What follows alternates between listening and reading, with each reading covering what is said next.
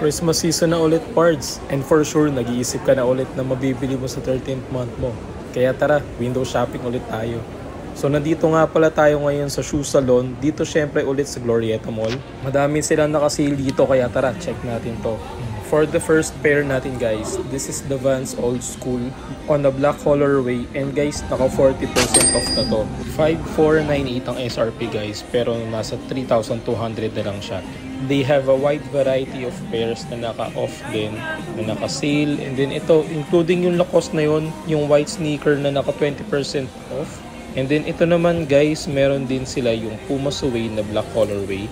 So this is a classic pair ng Puma na madami nang gumagamit, na madami nang nagsusuot. And then hindi nawawala sa uso, hindi nawawala yung style, na naka 50% off din. And then meron din sila nitong Birks na to, na for women's naman to guys. Then naka 50% off din siya guys. And then lipat naman tayo sa kabilang rack. So ito guys, isa sa mga brand na nagtitrending ngayon, the Asics and the Onitsuka Tiger na brand.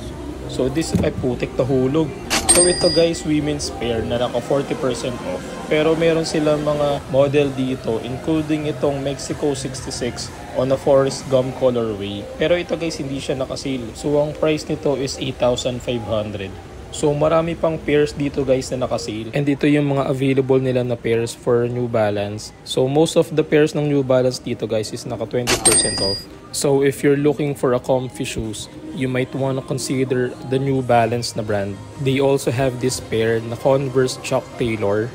So naka 40% off to guys, and ang colorway nito is midnight navy or navy blue na colorway. And if you want a classic and timeless pair, pwede na yung Converse na yun guys, since below SRP na din siya.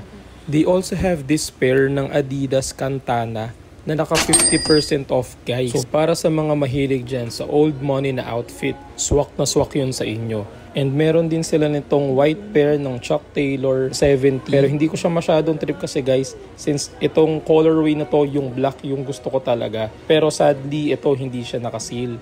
And meron din dito available guys, itong brand na to, yung Veja. But unfortunately, hindi nakasale yung mga pair nila nito. And ito guys, meron din silang pair na ganito ng Puma na pwedeng alternative sa Adidas Samba. And take note guys, mas mura pa to since ang SRP nito is 4,500 lang. Actually, pwede na tong alternative sa Puma Speedcat. And that's all mga parts. Let me know in the comments kung anong nagustuhan nyo. And follow for more. Let's go!